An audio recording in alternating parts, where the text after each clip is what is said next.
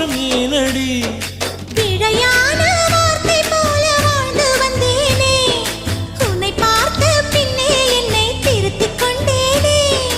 புரியாத கவிதை போல வாழ்ந்து வந்தேனே, அவையாவும் முந்தன் கண்ணில் அர்த்தம் கண்டேனே.